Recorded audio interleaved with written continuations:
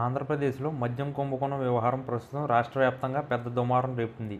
ఈ వ్యవహారంపై అనేక అనుమానాలు వ్యక్తమవుతున్న సమయంలో మాజీ ప్రభుత్వ సలహాదారులు కసిరెడ్డి రాజశేఖర్ రెడ్డి అలియాస్ రాజ్ కసిరెడ్డి సిట్ విచారణలో చేసిన మంతనాలు వెలుగులోకి వస్తున్నాయి.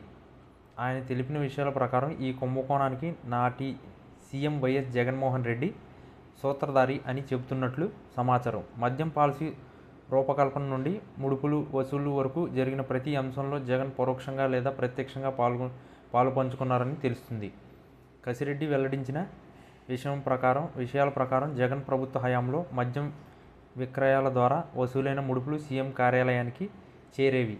ఇందులో ప్రతి నెల రూపాయలు 50 నుంచి 60 కోట్ల వరకు ముడుపులు చేరినట్లు సమాచారం. మొత్తం మీద 3,200 కోట్ల వరకు ఈ కుంభకోణం ద్వారా లబ్ధి పొందినట్లు అంచనా. ముఖ్యంగా జగన్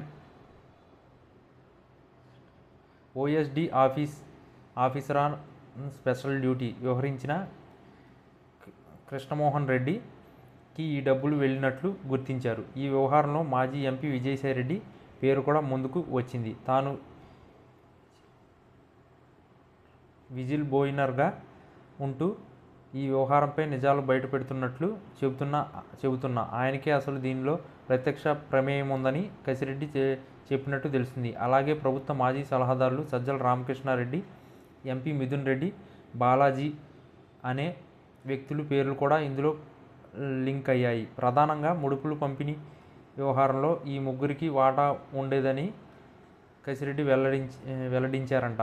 మద్యం కంపెనీలకు ప్రతి 5 రోజులకు ముడుపులు చెల్లించాల్సిందేనని ముందే చెప్పి అదే విధంగా డబ్బులు వసూలు చేసినట్లు కూడా ఆయన చెప్పారంట. కొన్ని కంపెనీలను బెదిరించి వాటి ఆస్తులను స్వాధీనం చేసుకున్న సంఘటనలు కూడా వెలుగులోకి వచ్చాయి. ముఖ్యంగా ఎస్పీవై డిస్టిలరీస్ అనే సంస్థకు చెందిన ప్లాంట్లను కబ్జా చేసినట్లు చెబుతున్నారు. ఈ సంస్థకు సంబంధించిన వ్యక్తులు ప్రభుత్వ ఒత్తిడికి లోనై ఈ వ్యవహారంలో పాల్గొనాల్సి వచ్చిందని వాదనలు వినిపిస్తున్నాయి.